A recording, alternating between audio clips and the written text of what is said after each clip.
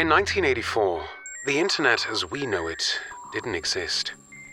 There were no chat rooms, no hackers, and certainly no artificial intelligence capable of mimicry. Personal computing was in its infancy, a world of green phosphor screens, cassette tape data storage, and complete isolation. A computer was a calculator, a typewriter, and perhaps a games console. But it was not a window.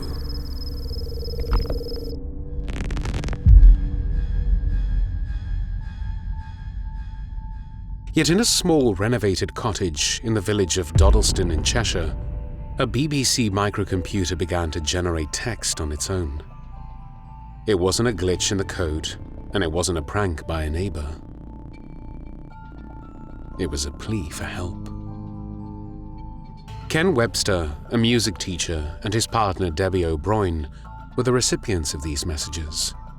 They were addressed by name, but the author of the messages claimed to be living on the exact same plot of land in the exact same house 400 years prior.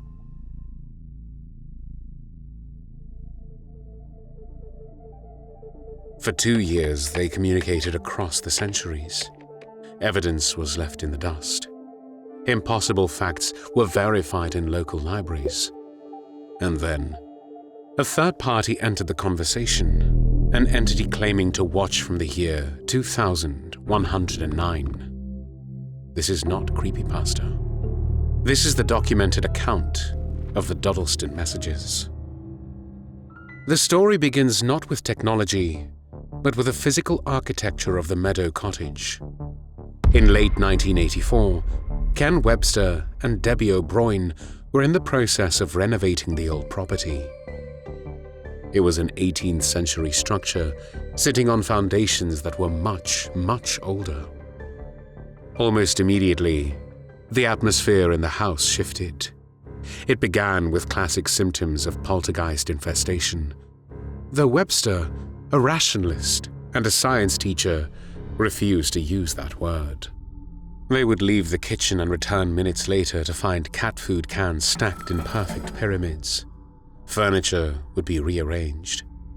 But the most disturbing anomaly was the footprints. Webster discovered footprints in the dust of the renovation debris. They did not belong to him, Debbie, or their lodger, Nicola. The prints were unshod, barefoot, and looked human, with one physiological deviation. The feet had 6 toes. These prints did not simply walk across the floor. They tracked up the vertical walls and continued across the ceiling, defying gravity before vanishing into thin air.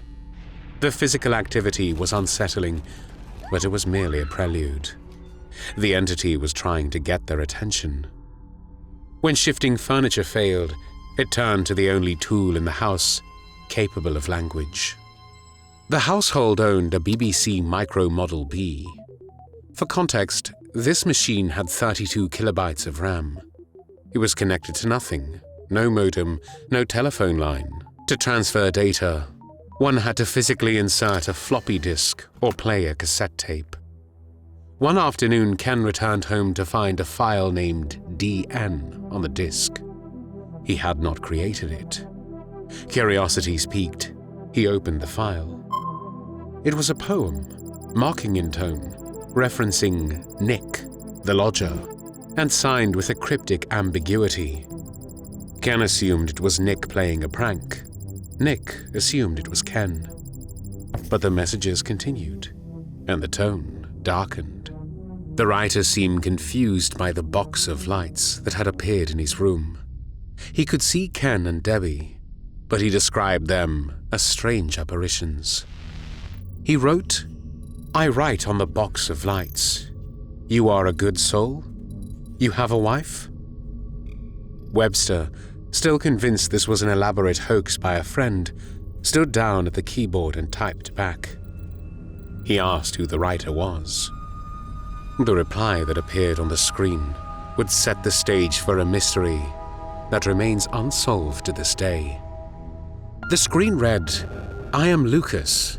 I live here. The year is 1546. Who are you? Ken Webster was a teacher. He was skeptical by nature. He assumed the 1546 claim was part of the game. He decided to play along, testing the hoaxer with questions about history and local geography. However, the entity calling himself Lucas Wainman began to provide details that were disarmingly specific. He described the house not as it stood in 1984, but as it stood in the reign of King Henry VIII.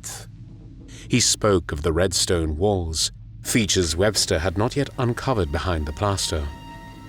But the primary evidence lay in the language itself. Lucas did not write in stereotypical Shakespearean English that a modern hoaxer might employ. His language was rough, phonetic, and distinctly regional. Webster brought in a colleague, Peter Trinder, a literature teacher with expertise in linguistics. Trinder was initially dismissive, expecting to find an obvious fraud. Instead, he found a ghost. Trinder analyzed the script. He noted that Lucas used words from the Cheshire dialect, specifically dated to the mid-16th century. For instance, Lucas referred to his leman. In modern contexts, this is nonsense. In 1546, however, leman was a term for a lover or a mistress, often with a slightly derogatory connotation. Lucas complained about the Latin men, the Roman Catholic clergy, and the political upheaval of the Reformation. He spoke of the fear of the plague and the price of grain in the local market. The skepticism began to dissolve when Lucas dropped a name. He claimed his true identity was not Lucas Wainman. That was a pseudonym he used because he was in hiding. He admitted his real name was Thomas Harden, and that he had been the vicar in the local parish. Webster and Trinder went to the archives. They searched the records of the deanery of Chester. There, buried in the Cheshire sheaf, was the name, Thomas Harden.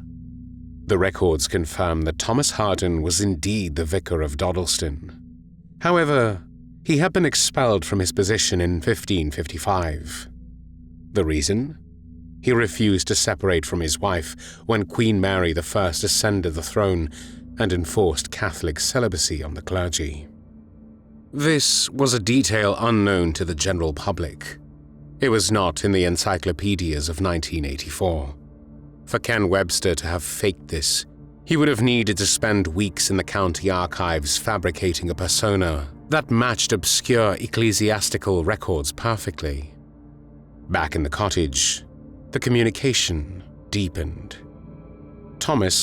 Lucas, described the box of lights in his own home. He believed Ken was a spirit from the future, or perhaps a demon. He described Ken's world as a dream that he could sometimes see through the walls of his own reality. Thomas wrote, "My brother, you say you are in 1985. I say I am in 1546. We are but a breath apart." The two men, separated by 400 years, bonded. They discussed religion, the shape of the universe, and the nature of the soul. It was a friendship forged across time. But they were not alone on the line. Months into the experiment, a new voice interrupted the dialogue. This entity did not speak in the archaic dialect of 1546, nor the casual English of 1985. Its tone was cold, precise, and imperious. It identified itself only as 2109. 2109 claimed to be an entity or a collective communication from the future. They told Webster that they were the ones facilitating the connection. They described the timeline not as a linear river, but as a vertical plane, events stacked on top of one another, happening simultaneously in the same space, separated only by frequency or perception. 2109 was not friendly. They viewed Webster and Thomas Harden as test subjects. The messages from 2109 were cryptic and often condescending. They chided Webster for his lack of understanding. They implied that the BBC Micro was merely a focal point, a variable transmitter, that they were manipulating to bridge the gap between layers of the vertical plane. They wrote, "You are trying to understand with a mind that is not yet ready. There is no past, there is no future, there is only the now, and the now is infinite." 2109 revealed that Thomas Harden was writing a book in 1546 about his communications with the spirits, i.e. Webster. Simultaneously, Webster was writing a book in 1985 about his communications with Thomas. 2109 suggested that these two books were the anchor points holding the bridge open. The strain on Ken and Debbie was immense. The activity in the house escalated. The feeling of being watched was constant. 2109 began to issue warnings. They stated the experiment was nearing its conclusion, and that the connection had to be severed to prevent damage to the fabric of the timeline. The ultimatum was stark. Thomas Harden had to exile himself. He had to leave his home in Dodleston, taking his writings with him to ensure that history remained intact. If his book was found in 1546, it would create a paradox. Thomas, the man from 1546, seemed to understand his fate better than Webster did. In his final messages, he expressed a heartbreaking resignation. He accepted that he had to leave his life behind to protect the future friends he had come to love. His final entry was a farewell. He spoke of packing his cart and leaving the village of Dodleston forever, heading towards the coast. He was effectively walking off the edge of the map, into the mists of history, to die in obscurity so that Webster's timeline would remain secure. After Thomas said goodbye, 2109 returned for one final transmission. They ordered Webster to destroy the equipment and the transcripts. Webster, defying the order from the future, kept the transcripts. He compiled them into a manuscript titled The Vertical Plane. Then, the BBC Micro went silent. No more files appeared. The cursor simply blinked, waiting for an input that would never come. When The Vertical Plane was published in 1989, it was met with silence. It was too bizarre for the scientific community and too technical for the casual ghost hunter. It fell into obscurity, becoming a holy grail for collectors of high strangeness. Critics naturally cried hoax. They pointed to the fact that Webster was a teacher and an educated man, surely capable of crafting such a story. But several problems with the hoax theory remain. First, the linguistics. The specific dialect used by Lucas was consistent and accurate to a degree that would require academic-level study. Second, the historical verification. The fact that Thomas Harden was a real vicar in that specific village with a specific reason for expulsion was not common knowledge. And then there is the motive. Webster did not become rich from this. The book went out of print. He did not tour the talk show circuit. He largely withdrew from the public eye. If this was a fame-seeking hoax, it was a spectacular failure. There is a theory in quantum physics called retrocausality, the idea that the future can influence the past. If 2109 was telling the truth, then the Dodleston cottage was a rare intersection point, a place where the walls between the centuries grew thin. Ken Webster still maintains that every word of the story is true. He claims he did not write the messages. He merely witnessed them. We are left with a haunting question. If the vertical plane exists, who is occupying the space in your room right now? Just on a different frequency? Are they watching you?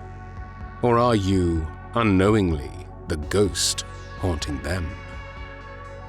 Sometimes it's better not to answer the message.